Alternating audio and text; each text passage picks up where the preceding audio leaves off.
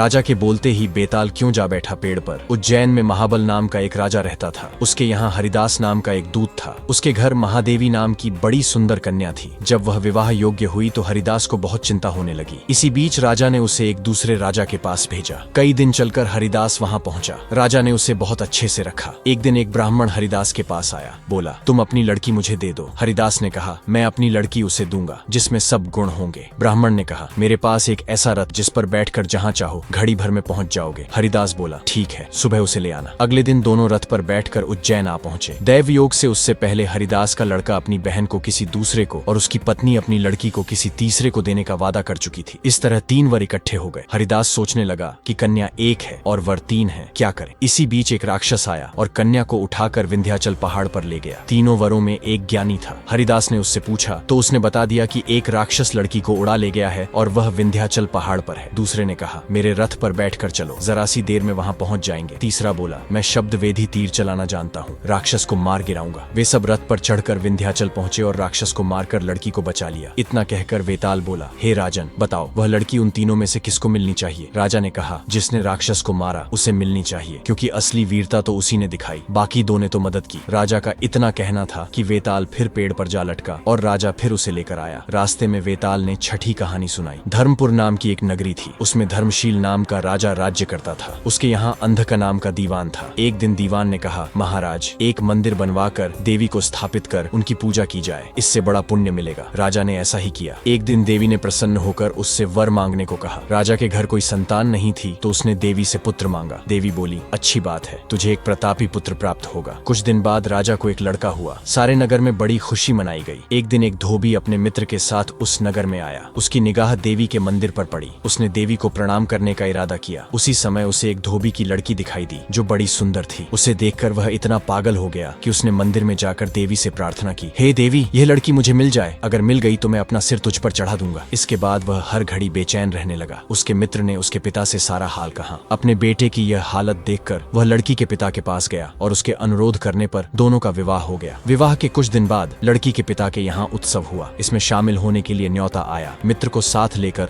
दोनों चले। रास्ते में वही देवी का मंदिर पड़ा तो लड़के को अपना वादा याद आ गया। उसने मित्र और पत्नी को थोड़ी देर रुकने को कहा और स्वयं जाकर देवी को प्रणाम कर इतने जोर से तलवार मारी कि उसका सिर धड़ से अलग हो गया। देर हो जाने पर जब उसका मित्र मंदिर के अंदर गया तो देखता क्या है कि उसके मित्र का सिर धड़ से अलग पड़ा है। उसने सोचा कि यह दुनिया बड़ी बुरी है, कोई यह तो समझेगा नहीं कि इसने अपने आप शीश चढ़ाया है। सब यही कहेंगे कि इसकी सुंदर पत्नी को हड़पने के लिए मैंने इसकी गर्दन काट दी, इससे कहीं मर जाना अच्छा है। यह सोचकर उसने तलवार लेकर अपनी गर्दन उड़ा दी। उधर बाहर खड़ी पत्नी हैरान हो गई तो वह मंदिर के भीतर गई। यह देखकर चकित रह गई। सोचने लगी कि दुनिया कहेगी ये बुरी औरत होगी, इसलिए दोनों को मार आई। इस बदनामी से मर जाना अच्छा है। यह सोचकर उसने तलवार उठाई और जैसे ही गर्दन पर मारने लगी कि देवी ने प्रकट होकर उसका हाथ पकड़ लिया और कहा, मैं तुझ पर प्रसन्न हूँ, जो चाहो सो मांगो। स्त्री बोली, हे देवी, इन दोनों को जिंदा कर दो। देवी ने कहा, अच्छा, तुम दोनों के सिर मिलाकर रख दो। घबराहट में स्त्री ने सिर जोड़े तो गलती से एक का सिर दूसरे के धड़ पर लग गया। देवी ने दोनों को जिंदा कर दिया। अब वे दोनों आपस में झगड़ने लगे। एक कहता था कि यह स्त्री मेरी है, दूसरा कहता मेरी। वेताल बोला, हे राजन, बताओ कि यह स्त्री किसकी हो। राजा ने कहा, नदियों में गंगा उत्तम है, पर्वतों में सुमेरु, वृक्षों में कल्प वृक्ष और अंगों में सिर, इसलिए शरीर पर जिस पति का सिर लगा हो वही पति होना चाहिए। इतना सुनकर वेताल फिर पेड़ पर जा लटका। राजा उसे फिर लाया तो उसने 8वीं कहानी कही। मिथिलावती नाम की एक नगरी थी। उसमें गुणधिप नाम का राजा राज्य करता था। उसकी सेवा करने के लिए दूर देश से एक राजकुमार आया। वह लगातार कोशिश करता रहा लेकिन राजा से उसकी भेंट न हुई। जो कुछ वह अपने साथ लाया था वह सब खत्म हो गया। एक दिन राजा शिकार खेलने चला। राजकुमार भी साथ हो लिया। चलते चलते राजा एक वन में पहुंचा जहां उसके नौकर चाकर बिछड़ गए। राजा के साथ केवल वही राजकुमार रह गया। उसने राजा को रोका। राजा ने उसकी ओर देखा और पूछा, तू इतना कमजोर क्यों हो रहा है। उसने कहा, इसमें मेरे कर्म का दोष है। मैं जिस राजा के पास रहता हूँ वह हजारों को पालता है पर उसकी निगाह मेरी ओर नहीं जाती। राजन, 6 बातें आदमी को हल्का करती हैं। खोटे नर की प्रीति, बिना कारण हंसी, स्त्री से विवाद, असज्जन स्वामी की सेवा, गधे की सवारी और बिना संस्कृत की भाषा। और हे राजा, ये 5 चीजें आदमी के पैदा होते ही विधाता उसके भाग्य में लिख देता है। आयु, कर्म, धन, विद्या और यश। राजन, जब तक आदमी का पुण्य उदय रहता है तब तक उसके कई दास रहते हैं। जब पुण्य घट जाता है तो भाई भी बैरी हो जाते हैं। पर एक बात है, स्वामी की सेवा कभी व्यर्थ नहीं जाती, कभी न कभी उसका फल मिल ही जाता है। यह सुनकर राजा के मन पर उसका बड़ा असर हुआ। कुछ समय घूमने के बाद वे नगर में लौट आए। राजा ने उसे अपनी नौकरी में रख लिया और बढ़िया बढ़िया कपड़े एवं गहने दिए। एक दिन राजा के काम से वह कहीं गया। रास्ते में उसे देवी का मंदिर मिला। उसने अंदर जाकर देवी की पूजा की। जब वह बाहर बाहर निकला तो देखता है कि उसके पीछे एक सुंदर स्त्री चली आ रही है। राजकुमार उसे देखते ही उसकी ओर आकर्षित हो गया। स्त्री ने कहा, पहले तुम कुंड में स्नान कराओ, फिर जो कहोगे वही करूंगी। इतना सुनकर राजकुमार ने कपड़े उतारकर जैसे ही कुंड में गोता लगाया कि वह अपने नगर में पहुंच गया। उसने जाकर राजा को सारा हाल बताया। राजा ने कहा, यह अचरज मुझे भी दिखाओ। दोनों घोड़ों पर सवार होकर देवी के मंदिर पहुंचे। अंदर जाकर दर्शन किए और जैसे ही बाहर निकले कि वही स्त्री प्रकट हो गई। राजा को देखते ही वह बोली, महाराज, मैं आपके रूप पर मुग्ध हूँ, आप जो कहेंगे वही करूंगी। राजा ने कहा, अगर ऐसी बात है तो तुम मेरे इस सेवक से विवाह कर लो। स्त्री बोली, यह नहीं हो सकता, मैं तो आपको चाहती हूँ। राजा ने कहा, सज्जन लोग जो कहते हैं उसे निभाते हैं, तुम अपने वचन का पालन करो। इसके बाद राजा ने उसका विवाह अपने सेवक से करा दिया। इतना कहकर बेताल बोला, हे राजन, बताओ कि राजा और सेवक दोनों में से किसका काम बड़ा हुआ। राजा ने कहा, नौकर का। बेताल ने पूछा, सो कैसे। राजा बोला, उपकार करना राजा का तो धर्म ही था, इसलिए उसके उपकार करने में कोई खास बात नहीं हुई, लेकिन जिसका यह धर्म नहीं था उसने उपकार किया तो उसका काम बढ़कर हुआ। इतना सुनते ही बेताल फिर पेड़ पर जा लटका। राजा उसे फिर लेकर चला तो उसने 9वीं कहानी सुनाई। अंग देश के एक गांव में एक धनी ब्राह्मण रहता था। उसके 3 पुत्र थे। एक बार ब्राह्मण ने एक यज्ञ करना चाहा। उसके लिए एक कछुए की जरूरत हुई। उसने तीनों पुत्रों को कछुआ लाने को कहा। वे तीनों समुद्र पर पहुंचे। वहां उन्हें एक कछुआ मिल गया। बड़े ने कहा, मैं भोजन चंग हूँ, इसलिए कछुए को नहीं छूंगा। मंझला बोला, मैं नारी चंग हूँ, मैं इसे नहीं ले जाऊंगा। सबसे छोटा बोला, मैं शैया चंग हूँ, इसलिए मैं इसे नहीं ले जाऊंगा। वे तीनों इस बहस में पड़ गए कि उनमें कौन बढ़कर है। जब वे आपस में इसका फैसला न कर सके तो राजा के पास पहुंचे। राजा ने कहा, आप लोग रुके रहें, मैं तीनों की अलग अलग जांच करूंगा। इसके बाद राजा ने बढ़िया भोजन तैयार कराया और तीनों को खाने बिठाया। सबसे बड़े ने कहा, मैं खाना नहीं खाऊंगा, इसमें मुर्दे की गंध आती है। वह उठकर चला गया। राजा ने पता लगाया तो मालूम हुआ कि वह भोजन श्मशान के पास के खेत का बना था। राजा ने कहा, तुम सचमुच भोजन चंग हो, तुम्हें भोजन की पहचान है। रात के समय राजा ने एक सुंदर वेश्या को मंझले भाई के पास भेजा। ज्यों ही वह वहां पहुंची, मंझले भाई ने कहा, इसे यहाँ से हटाओ, इसके शरीर से बकरी के दूध की गंध आती है। राजा ने यह सुनकर पता लगाया तो मालूम हुआ कि वह वेश्या बचपन में बकरी के दूध पर पली थी। राजा बहुत खुश हुआ और बोला, तुम सचमुच नारी चंग हो। इसके बाद उसने तीसरे भाई को सोने के लिए 7 गद्दों का पलंग दिया। जैसे ही वह उस पर लेटा कि एकदम चीख कर उठ बैठा। लोगों ने देखा उसकी पीठ पर एक लाल रेखा खींची थी। राजा को खबर मिली तो उसने बिछौने की जांच करवाई। 7 गद्दों के नीचे एक बाल निकला, उसी से उसकी पीठ पर लाल लकीर हो गई थी। राजा को बड़ा अचरज हुआ। उसने तीनों को 1-1 लाख अशर्फियां दी। अब वे तीनों कछुए को ले जाना भूल गए और वहीं आनंद से रहने लगे। इतना कहकर बेताल बोला, हे राजा, तुम बताओ उन तीनों में से बढ़कर कौन था। राजा ने कहा, मेरे विचार से सबसे बढ़कर शैया चंग था, क्योंकि उसकी पीठ पर बाल का निशान दिखाई दिया और ढूंढने पर बिस्तर में बाल पाया भी गया। बाकी 2 के बारे में तो यह कहा जा सकता है कि उन्होंने किसी से पूछकर जान लिया होगा। इतना सुनते ही बेताल फिर पेड़ पर जा लटका। राजा लौटकर वहां गया और उसे लेकर चला तो उसने यह कहानी कही।